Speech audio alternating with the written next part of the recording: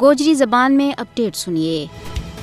بھارت مقبوضہ جموں کشمیر کے بچ عوام نہ ڈراؤن اور دمکاؤن کے واسطے دہشت گردی نہ ریاستی پالیسی کا طور کے اوپر استعمال کر رہی ہوا ہے۔ مودی حکومت نے کشمیری عوام کا جذبہ آزادی نہ دباؤن کے واسطے اپنی فوجی طاقت کو بھرپور استعمال کرتا ہوا انہوں کے خلاف جنگ چھیڑ رکھی ہے۔ کشمیری عوام نہ 5 اگست 2019 دے بھارتی ریاستی دہشت گردی میں بادوں کو سامنا کرنا پی رہی ہے۔ مقبوضہ جموں کشمیر کی عوام نہ جعلی مقابلہ میں قتل کرنا ہر دن کو وتیرو بن گیا ہے۔ کشمیری عوام پچھلا 75 سالوں دے بھارتی ظلم و بربریت کو نشانوں بن رہی ہے۔ مودی حکومت مقبوضہ جموں کشمیر میں ہندوتوا کا ایجنڈا نہ آگے بڑھا رہی ہے۔ کشمیری عوام کی تحریک آزادی کی تاریخ شہداء کا خون گنا لکھی ہوئی ہے۔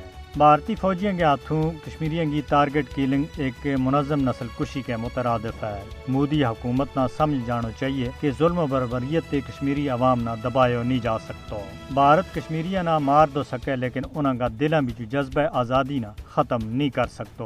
کشمیری مقبوضہ جموں کشمیر پر غصبانہ اور ناجائز بھارتی قبضہ کو مقابلہ کرنے کے واسطے ہر حوالہ دے تیار ہے۔ بھارتی ریاستی دہشت گردی کشمیریاں نہ مسلح جدوجہد کے اوپر مجبور کر رہی ہے۔ مقبوضہ جموں کشمیر میں عوام کو قتل عام روکنے کے واسطے عالمی برادری نہ آگے آنے کی ضرورت ہے تاکہ کشمیری عوام نہ بھارتی دہشت گردی دے بچایا جا سکے، ورنہ بھارت کشمیریوں کو صفائی کرنے کو منظم منصوبہ بنا چکی ہے جس پر مرحلہ وار کام کیا جا رہی ہے۔ دنیا کی مجرمانہ خاموشی بھارت نہ مقبوضہ جموں کشمیر پر اپنا جبر نہ بداؤن کے واسطے حوصلہ دے رہی ہے۔ ریاستی سرپرستی میں جاری بھارتی جبر کشمیری عوام کی مرضی نہ کسی بھی صورت میں توڑ نہیں سکتا۔